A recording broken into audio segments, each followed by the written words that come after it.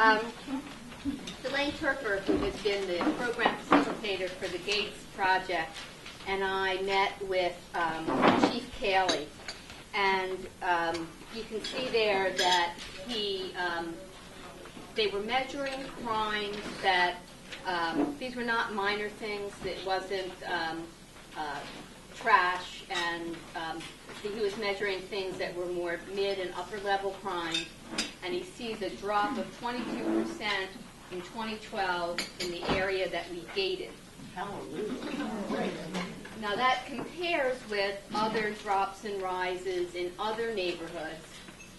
We all know that we can't claim total credit for that drop. Many other factors were in play.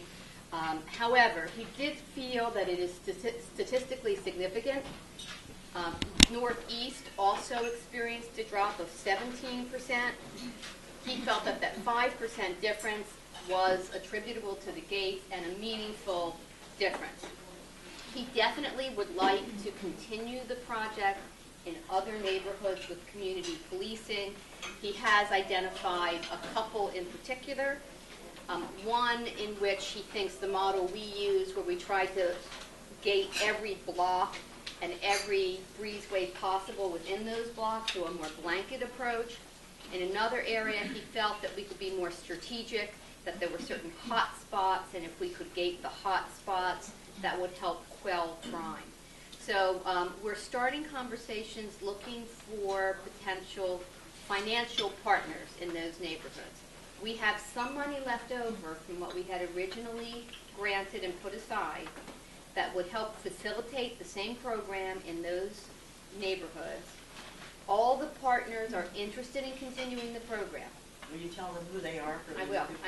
They are Kinsley Construction, which charged us just the cost of materials. So their cost for the metal that was required to fabricate the gates. They fabricated the gates through their welding apprenticeship program at no cost. They coordinated the program. They stored the gates. They measured the breezeways, created the gates, labeled them, stored them, brought them to site at no charge. They were installed at no charge by volunteers from Habitat for Humanity and the York County Builders Association. And so, I mean, totally amazing partnership. I mean, this is really a collaborative program. They want to continue. We're willing to facilitate the program, but we're not going to put more money into making more gates.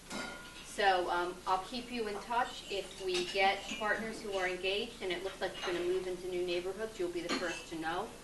At the same time, we're still getting a few trickling in, asking for gates in the neighborhoods that we've already worked on, and so we have money to make those gates. And in addition, the Liberty Court that was brought up at our last meeting, which was a small neighborhood that just had developed a quick crime problem, and it's kind of a gateway to some other neighborhoods. We did have a volunteer step forward interested in funding the cost of gates in that neighborhood, and we agreed we would facilitate that. And those permission slips have been received, so we are able to go ahead with the Liberty Court neighborhood. Any questions? Yeah. Do you know if the police have identified that while the crime is 22% down in our neighborhoods that we gated, is it just pushing it to the next adjacent neighborhoods? It doesn't look like that yet.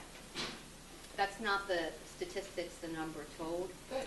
But it's a good question because we did anticipate that. You know, he's been very reluctant to give us any numbers at all. Numbers can mean a lot of different things. We've really been pushing him because how do we know? Even if the numbers hadn't looked good, it would have started a conversation about why. So if you don't give yourself some threshold, you have no way of interpreting how you're doing. So we're going to continue to push that. They have a good data system in place now. We should be able to get statistics on a longer basis, and I think that will be even a more telling story 5 years from now. Thank you, Lynn. Other questions? Well, I think we all owe Lisa a great big thank you. She's been with this project for